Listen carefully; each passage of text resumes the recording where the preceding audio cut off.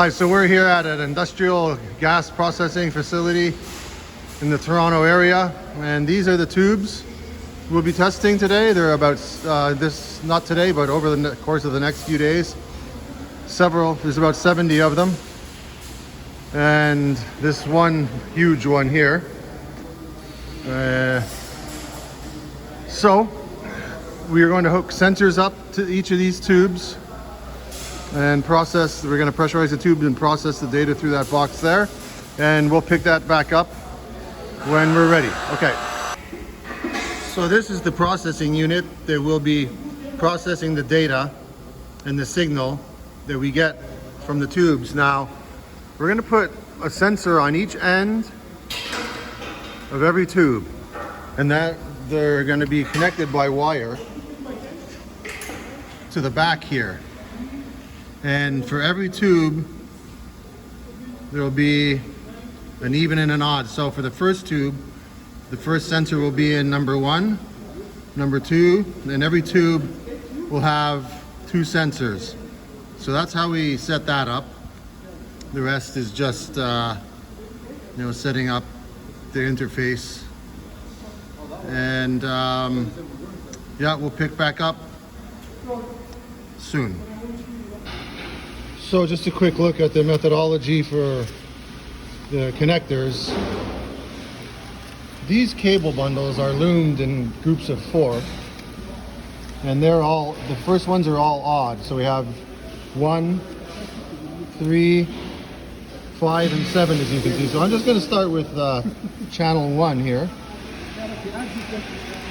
Channel 1. And I'll put the adapter on.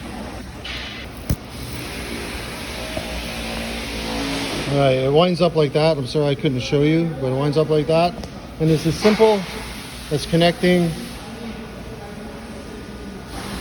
into number 1 right here.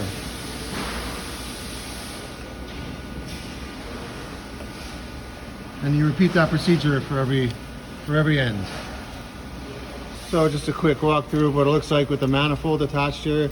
So for whatever reasons, we've decided that the first bottom 10 are the ones that we're going to be testing, and we're limited by really how many outlets are on the manifold. On this one there's 10, so we can do 10 tubes at a time.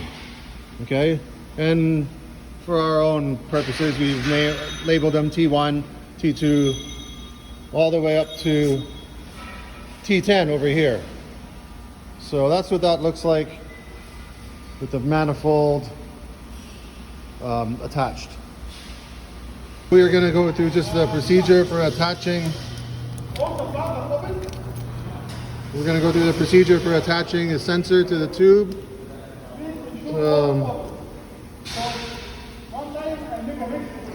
Clean the surfaces a bit. Put a little couplant on there. And we're going to go into the flattest surface possible. Give the surface a good wipe too. Sorry, I don't need to get in your way. I don't know if it'll wind up, it's a little tough to see, but it'll wind up looking like that.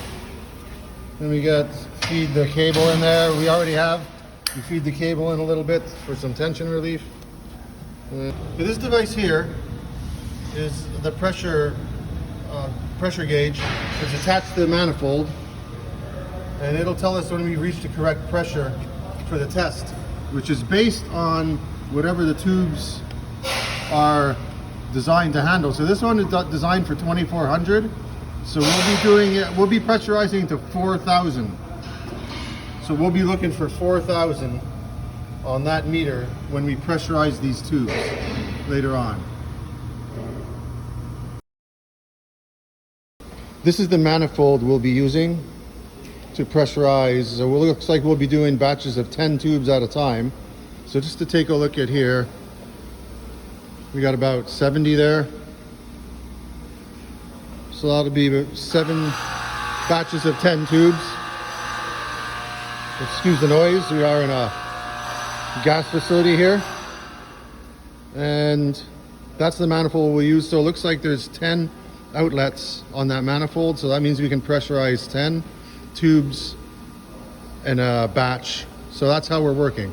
So at 70 tubes, that'll be 7 discrete testing processes. All right. Here we are attaching a transducer to the second tube. A little tough to see, low light. With our magnetic, these are the housings. For instance, number 5 here, these are the housings, and in down there is the transducer.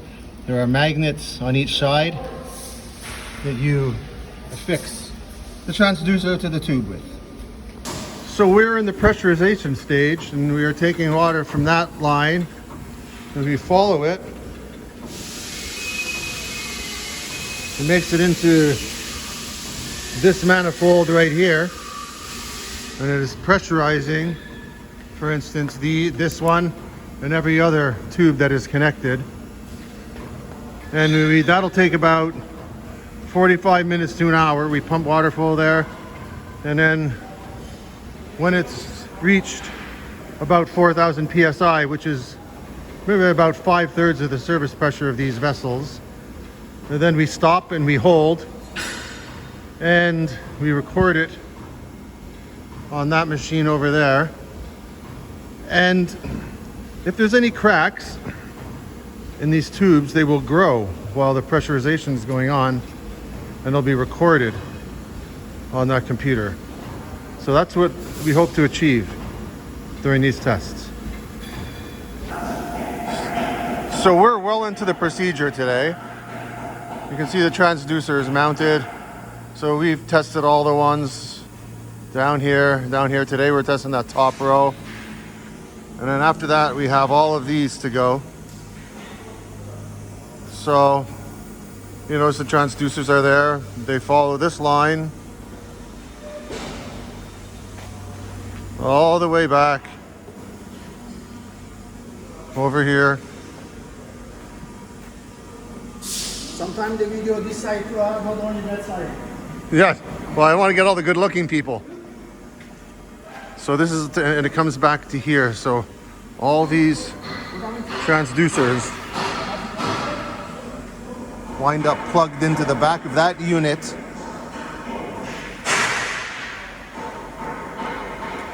And this is our graphical interface. Well, that light's coming in pretty good there. That's our graphical interface, how it looks. And you have different windows, amplitude versus channel, energy versus time, counts versus time, hits versus channel, hits versus time, events versus time, and all sorts of different ways you can manipulate the data that you could collect from these tests.